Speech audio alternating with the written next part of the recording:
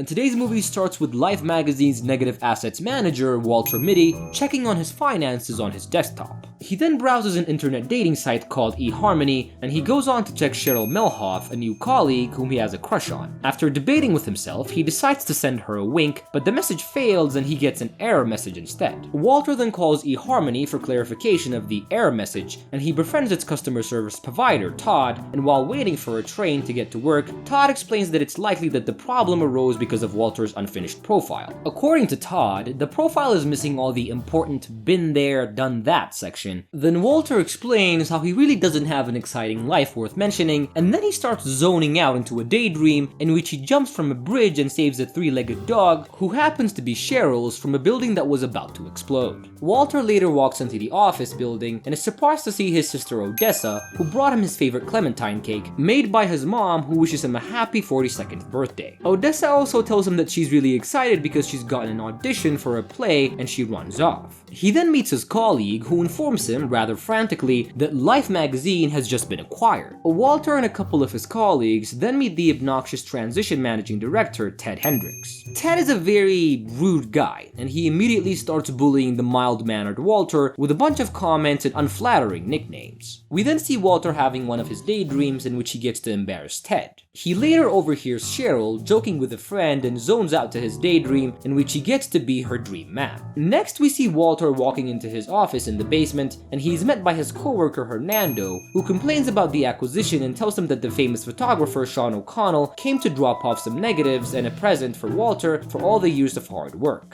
The present is a wallet with Life magazine's motto inscribed on it. There is a note along with the negative that expresses Sean's gratitude toward Walter and that informs him that negative number 25 is his best work yet and calls it the quintessence of life. But Walter and Hernando soon realize that negative number 25 is missing. They are then called to join a floor meeting, and it turns out that Sean has sent a telegram about his wishes regarding negative number 25 to the executives. Walter joins the meeting where the transition executives officially tell the worried staff that this will in fact be the last issue of Life magazine, as it's heading towards an exclusively digital platform, and they confirm the fact that there will be a significant downsizing. They also reveal that Sean has requested for negative number 25 to be used as a cover for the very last issue of the magazine. When asked to show that specific shot, Walter lies and tells them that it's being processed. Later, Walter introduces himself to his crush Cheryl, who works in the photo accounts, and he shares his compromising predicament and asks her if she can find Sean's address. She then promises to ask Peg, who works in finance and handles Sean's payments. And meanwhile, Walter and Hernando analyze the rest of the negatives to get a clue of Sean's whereabouts. Cheryl gives him some tips to identify the pictures from the negatives, which are of a water body, a thumb, and an unidentified curve. Later, we see Walter's sister calling him and asking him for help with their mother's piano, which was given to her by her late husband.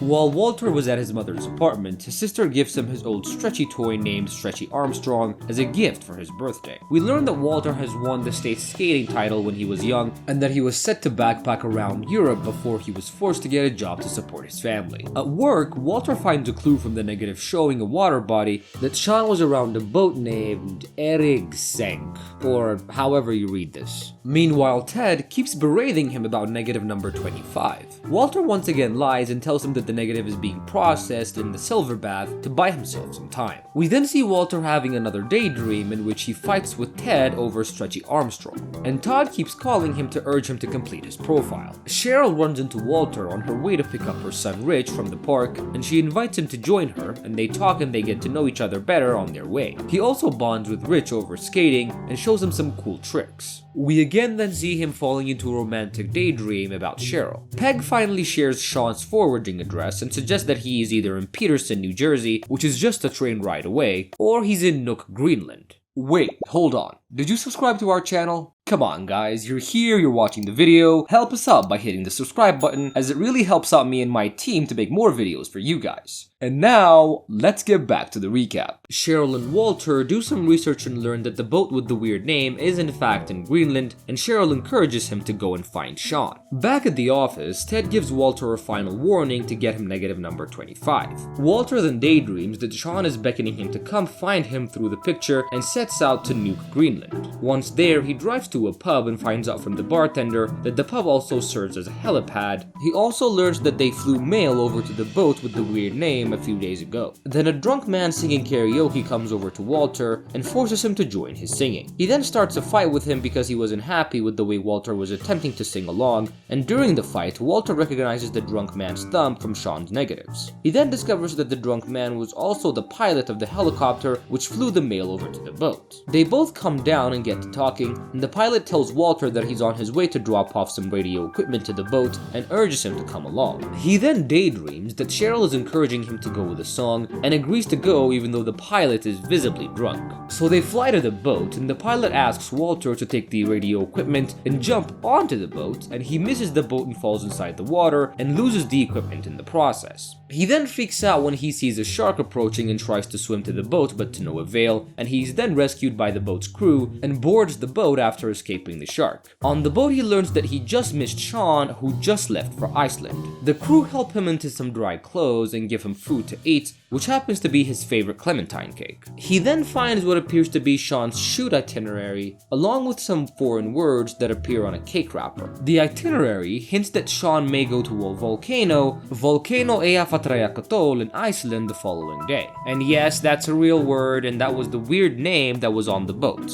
The boat drops Walter off in Iceland the next day, and there he competes with the boat crew for a single bike and wins. He then bikes his way through the beautiful, sparsely populated countryside, and after some distance, he crashes his bike while daydreaming about Cheryl. He then throws it away and sets off on foot. Later, he comes by some kids about to leave a hotel with their parents, and he convinces them to exchange their cool-looking skateboards for Stretchy Armstrong with Rich in mind. Todd calls every now and then and checks on him in his profile. Then Walter tells Todd of all the adventures that he's been on, which impresses and inspires Todd to update Walter's profile to an adrenaline junkie. We then see Walter meeting the owner of the hotel he found the kids in, and he asks him if he recognizes Sean. The hotel owner does and points him in the direction of the airstrip Sean had left for, and Walter takes off skating on his new skateboard in that direction. A siren goes off in the direction Walter went in, signaling the eruption of the volcano Eyjafjallajökull. The hotel owner comes back for Walter and rescues him, and while they were driving away from the eruption, Walter sees Sean standing up on the wing of the plane that's heading toward the volcano. He then loses track of Sean thereafter. He calls Cheryl and tells her of his journey, and they then try to decipher the meanings of the foreign words he found on the cake wrapper, but they come up empty. He then flies back home to New York unsatisfied, and he goes back to work only to find the transition is in full swing. It shocks him to learn that 2 floors have been shut down. He then runs into Ted, who was furious over the delay with negative number 25. Then Ted humiliates and fires Walter from the job that he's held for 16 years.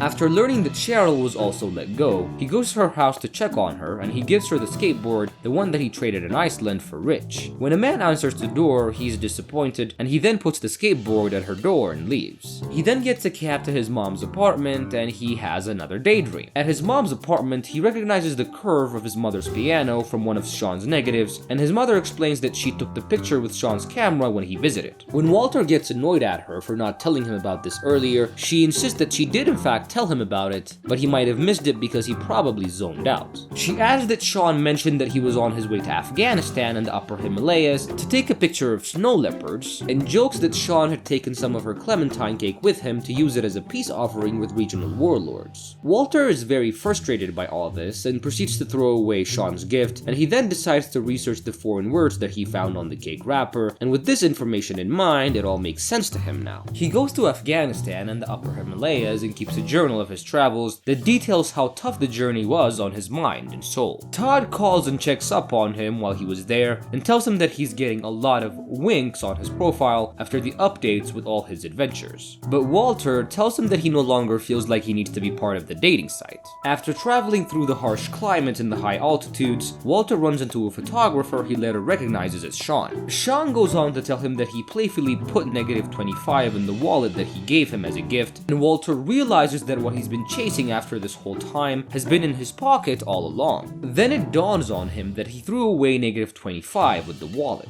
He asks Sean to at least tell him what the negative was, but Sean refuses. They then both watch a snow leopard play football with some local children. On his way back, Walter is detained at Los Angeles airport for coming from a travel banned country. He's then bailed out by Todd from eHarmony, who is the only person Walter knew in the city that could verify his identity. Later, they have a friendly conversation and Walter shares that his daydreams are becoming less frequent. Back in New York, Walter and his family sell his mother's piano to make ends meet, and he's surprised to learn that his mother had fetched the wallet he threw away and kept it. He's excited to finally get his hands on the elusive negative number 25, then Walter storms in and interrupts a meeting Ted was leading at Life magazine office, and he gives Ted the negative without even looking at it first. And he finally tells him off and appreciates the people who made the company what it is and leaves. Walter receives a thank you email from Rich for the skateboard while he updates his resume online on his laptop with all his new adventures. He meets Cheryl when he was collecting his severance, and they chat a bit, and she explains that the man he found when he came to her house was just there doing repairs. He then asks her out to go to see a play his sister was in, and she accepts.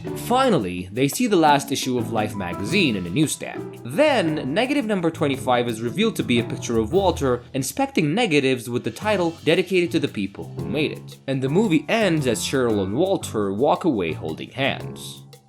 I hope you enjoyed it. Make sure to leave a like, leave a comment, and most of all, subscribe to my channel. I love you guys so much, and I promise to see you on my next recap. Bye.